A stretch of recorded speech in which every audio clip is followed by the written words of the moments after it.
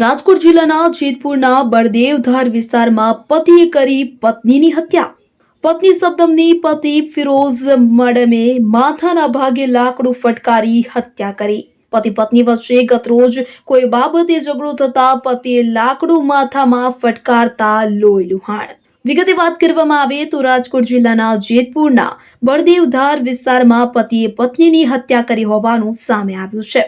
પતિ પત્ની વચ્ચે ગત રાત્રે કોઈ બાબતે ઝઘડો થતા પતિએ લાકડું માથામાં ફટકારતા પત્ની લોહી લુહાણ થઈ હતી.